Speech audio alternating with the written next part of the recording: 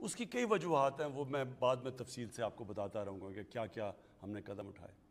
تو ایک تو یہ بہت اس لیے خوشائن چیز ہے جو زبیر آپ نے سوال پوچھا کہ لوگوں کی مشکلات کیا ہیں، دو ہی مشکلیں ہیں، ایک مہنگائی ہے، دوسری بے روزگاری ہے، یہ دو مشکل ہیں نا سب سے زیادہ۔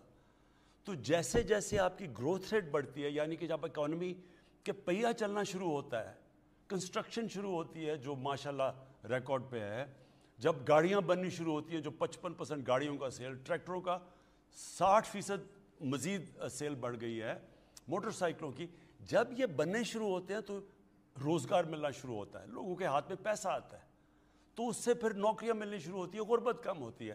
تو یہ ایک بہت بڑا پہلا خوشائن قدم آ گیا۔ وہ دوسری چیز پہ میں بعد میں بات کروں گا، دوسرا سوال کیونکہ لوگ مہنگائی کا بھی پوچھیں گے کہ اس کا ہم کیا کر رہے ہیں۔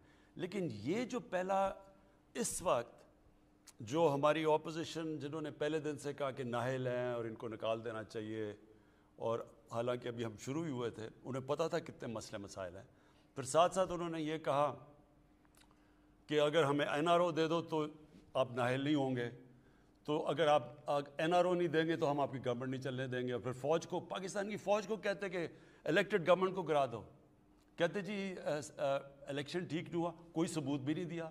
ہم نے جب کہا تھا پچھلا الیکشن ٹھیک نہیں، تو ہم نے 4 حلقوں کے باقاعدہ کام کر کے بتایا کہ ان 4 حلقوں میں دھاندلی ہوئی تھی جو چنے تھے۔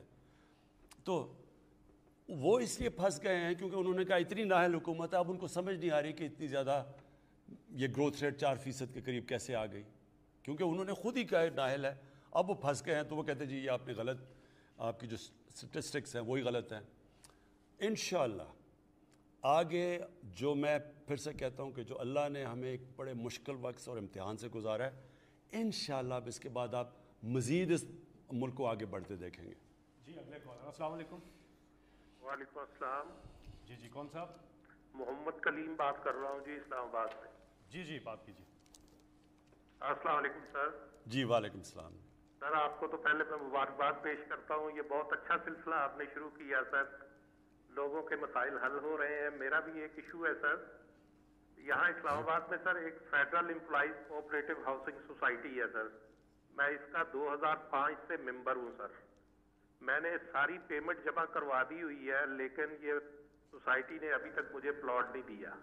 2012 میں سر انہوں نے مجھے الاٹمنٹ ایشو کی، اس کا آگے پلاٹ ہی نہیں تھا۔ پھر 2017 میں انہوں نے دی مجھے الاٹمنٹ، آگے زمین نہیں تھی سر۔ میں ڈی سی اسلام آباد سے کئی دفعہ مل چکا ہوں، چیئرمین سی ڈی اے سے مل چکا ہوں سر۔ انہوں نے لاسٹ ایئر پھر مجھے الاٹمنٹ ایشو کی ہے، وہاں گئے ہیں تو وہاں زمین ہی نہیں ہے سر۔ اب آپ کے پاس حاضر ہوا ہوں سر، ریٹائرمنٹ پہ پہنچ چکا ہوں، میرے تو رہنے کے لیے اب کوئی چھت بھی نہیں ہے۔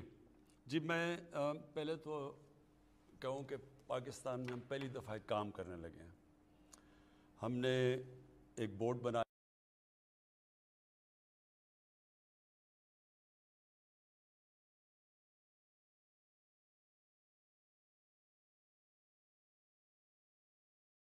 ان کے پاس پلاٹس نہیں ہوتے اور پھر پیسے لے کے باہر بھاگ جاتے ہیں، تو اس کو اوائڈ کرنے کے لیے اب اس کے اوپر پورا کریک ڈاؤن کر رہے ہیں۔ جو جہاں تک آپ کا ایشو ہے میں نے یہاں نوٹ کروا دیا ہے ہمارے ملٹری سیکٹری کو، اور انشاءاللہ ہم آپ کو اس کو رسپانس دیں گے بعد میں۔ جی اگلے کالر، السلام علیکم۔ وعلیکم السلام۔ جی کون صاحب بات کر رہے ہیں؟ میں فیصل آباد سے ڈاکٹر محمد سعید اختر بات کر رہا ہوں جی ڈاکٹر صاحب۔ جی میں خارجہ امور کے حوالے سے بات کرنا چاہوں گا۔ اس سلسلے میں 3 مسائل کی نشاندہی کروں گا۔ 2 مسائل تو 20ویں صدی کے وقت سے نوآبادیاتی طاقتوں کے پیدا کرتا ہیں۔ ان میں ایک مسئلہ فلسطین ہے۔ یہ بات قابل اطمینان ہے کہ غزہ میں جنگ بندی ہو گئی ہے، مگر جناب وزیر اعظم اب آگے کیا ہوگا؟ صہیونیوں کی طرف سے فلسطینیوں کے غصب شدہ حقوق کو مستقل طور پر کیسے بحال کرایا جا سکتا ہے، اور پاکستان فلسطینیوں کی قومی تحریک کی مستقل کامیابی کے لیے کیا کردار ادا کر سکتا ہے؟ دوسرا مسئلہ کشمیر ہے۔ یہ ریجنل کوآپریشن کی راہ میں سب سے بڑی رکاوٹ ہے۔ آپ کی حکومت کا موقف یہ ہے کہ انڈیا جب تک 5 اگست 2019 کے اقدامات واپس نہیں لیتا اس سے کوئی بات چیت نہیں ہو سکتی۔ جناب وزیر اعظم اگر وہ واپس نہیں لیتا تو پھر پاکستان کی سفارت کاری کیا ہوگی؟ क्या हम इतने बड़े हमसाए से मुंह मोड़ के बैठे रहेंगे, जबकि कहा यह जाता है कि we can change friends not neighbours.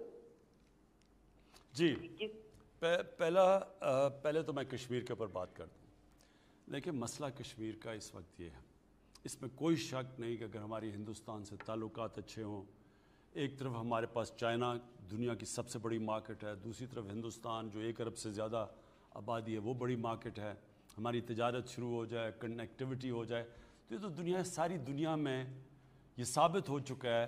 जब यूरोपियन यूनियन बनी थी, मेरे साहब ने, मैं तब यूनिवर्सिटी में था जब ये बनी थी इंग्लैंड में, यानी यूरोप में, तो सबको फ़ायदा हुआ था। जब तिजारत बढ़ती है तो सारों को फ़ायदा हो जाता है।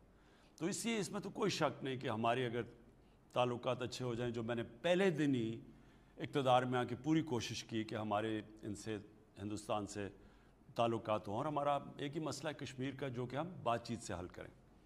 लेकिन जो अब सिचुएशन है, अगर हम इस वक्त हिंदुस्तान से ताल्लुकात नॉर्मलाइज करते हैं, इसका मतलब कि हमने कश्मीर के लोगों से बहुत बड़ी हम एक गद्दारी करेंगे। इसका मतलब हमने उनको यानी उनकी सारी जो जद्दोजहद, जो सारा जो उनकी स्ट्रगल, पता नहीं 1 लाख से ऊपर शहीद हो चुके हैं कश्मीरी, इसका मतलब कि हम उस सब को नज़रअंदाज कर देंगे। इसमें कोई शक नहीं कि हमारी तिजारत बेहतर होगी, लेकिन उसका सारा खून ज़ाया हो जाएगा। लिहाजा ये हो नहीं सकता। हम कश्मीरियों के साथ खड़े हैं, हमें पता है वो उन्होंने किस तरह की कुर्बानियाँ दी हैं और दे रहे हैं। लिहाजा ये नहीं हो सकता कि उनके खून के ऊपर हम ये सोच लें कि पाकिस्तान की तिजारत